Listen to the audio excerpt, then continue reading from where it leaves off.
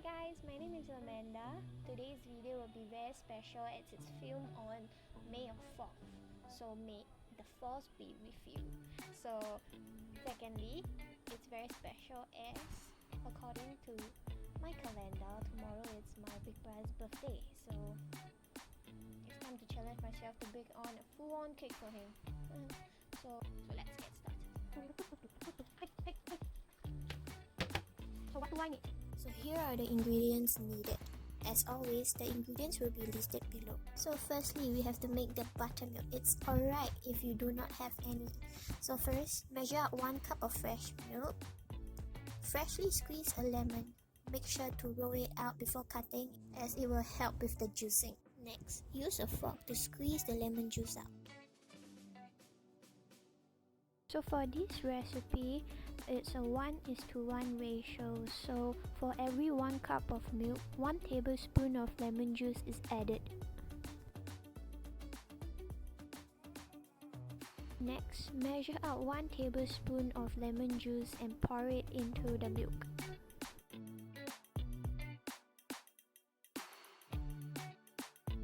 Using a fork, mix well and leave it aside to curd. Preheat the oven to 180 degrees Celsius. Tada! It's time to make the cake batter. So first, you will need 1 cup of butter, 2 large eggs, 1.5 cup white sugar, 1 teaspoon of vanilla extract and 1 cup of buttermilk. Along with that, you need 2 cups of all-purpose flour and 1/4 cocoa powder, 1 teaspoon of salt and 1.5 teaspoon of baking powder. Now it's time to cream. Using a handheld electrical whisk, cream the butter till pale yellow and having a fluffy consistency.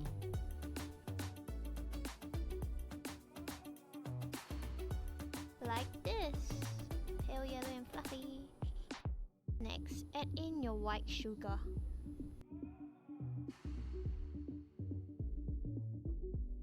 And cream till well incorporated.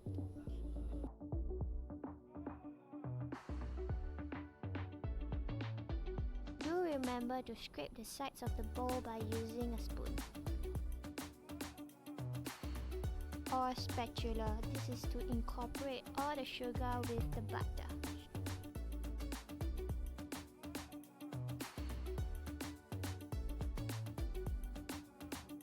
After mixing the sugar, it's time to add in your vanilla extract and egg.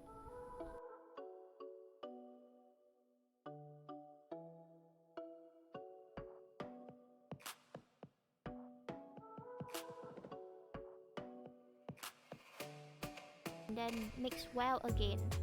Whisk, whisk, whisk, mix, mix, mix.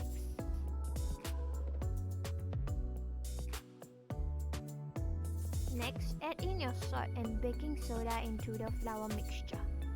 Now, using a spoon or a spatula, mix well. Here comes the tricky part. Pour in 1/4 parts of your flour mixture and mix it with a electrical whisk. While mixing, pour in 1/4 parts of the buttermilk. Repeat this step until both buttermilk and flour mixture is used up.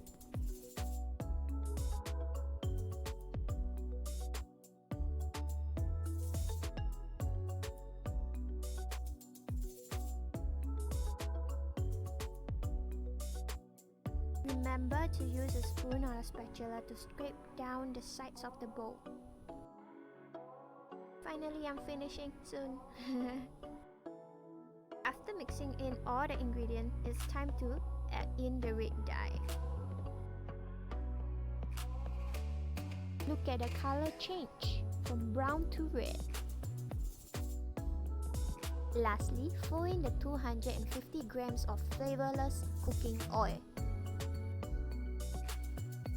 Moving on, line your baking pan with baking paper and using 1/2 tablespoon of butter, coat pan evenly. Making sure that the corners and the edges are coated with the butter. Like this. After coating it with the butter, add around 2 tablespoons of cocoa powder. Now it's time to tap the baking pan around. This is to make sure that all the cocoa powder is evenly distributed in the inner surface of the pan. Make sure to tap out the excess cocoa powder out of the pan. After coating, it's time to add in the cake batter. Look at how smooth and shiny the cake batter is. After pouring in the batter, using a spatula, smoothen the batter out. Now it's time to bake. Bake it for 30 to 36 minutes at 180 degrees Celsius. While the cake is baking, it's time to clean up our mess.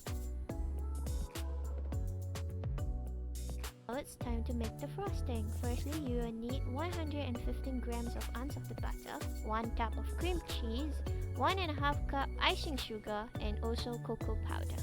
And obviously, a handheld electrical whisk.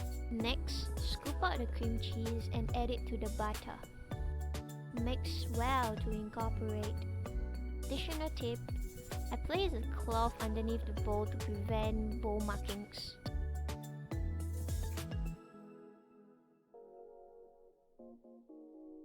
Mix well to incorporate until pale yellow.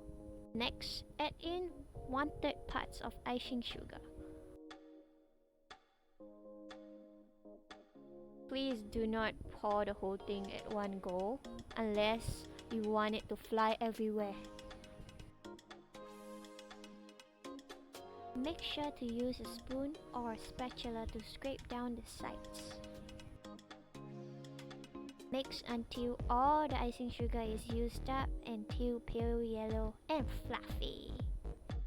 Time to check on the cake. They are looking good. Smells good too, yo. Alright, back to the frosting. Time to sieve in the cocoa powder. This is to prevent cocoa lumps in your frosting, and you do not want that. Next, pour the cocoa powder into the frosting. If you're impatient like me, just mix it in.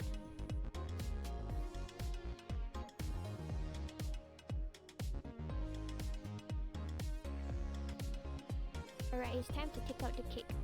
Smells so good. Just look at that. Remember to like, share and subscribe and hit the bell. So next, it's time to make the simple syrup for the cakes. You can use those basic simple syrup, but if you want to know how I make mine, this is all you need.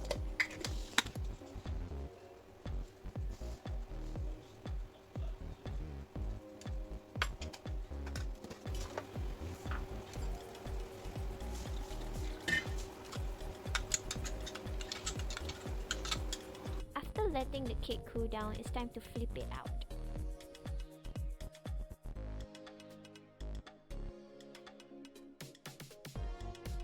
Alright, it's time for the second layer. Repeat the steps. Rub butter to coat and add cocoa powder to coat. This recipe makes 2 pieces of 8 inches diameter cakes. It's time to bake batch 2.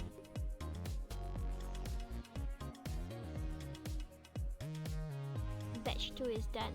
Let it cool down for around 45 to 60 minutes. Time to remove the springform cake pan. And the cake is cool to touch. After a few hours, I made an extra layer. So it's time to peel off the baking sheet from the bottom of the cake. Please treat the cake gently and carefully. Repeat the steps until all baking sheet is removed. Now it's time to brush on the simple syrup we made earlier.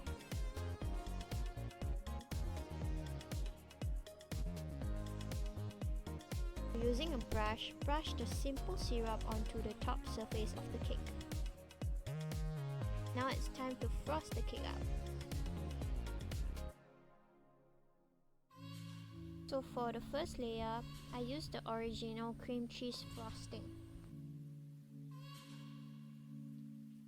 Using a spatula, place the frosting in the center and spread it out. I use a spoon to smoothen the surface out. Now it's time to stack the cake up. Make sure to treat the cakes gently, and most importantly, make sure the cake is aligned. Now repeat the steps for the next few layers. I'm using my chocolate cream cheese frosting this time, as I'm trying to make a white brown white frosting in the cake like this. Now repeat the steps for the next few layers.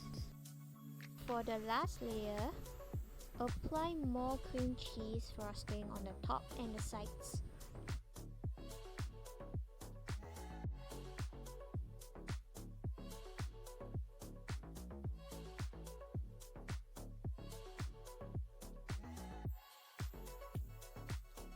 Don't worry if it turned out ugly, cause it's just a crumb coat.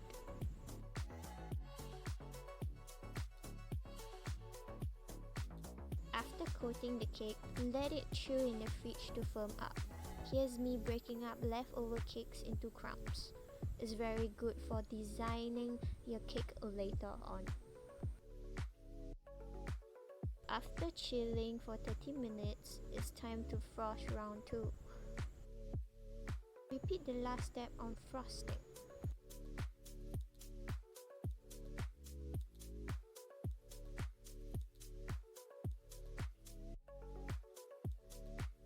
After frosting, place it in the fridge for another 30 minutes. After chilling around 30 minutes, it's time for the final floss. Now is the time for you to be generous with the frosting, making sure that all sides are covered and coated evenly. I know it's a long process, but the effort counts. So take your time and do it nicely. And make sure to smoothen the top surface out. Since I have leftover chocolate frosting, I decided to design with it. So grab a piping bag, fill it with the frosting and decorate the cake. Let your imagination run free. So I decided to create 2 circles and using toothpick to design the circles into flowers. Next, I designed the cake with the cake crumbs. And this is how it turned out to be. After decorating it, leave it in the fridge. Make sure to take out the cake 5 minutes before serving it. Time for picture montage.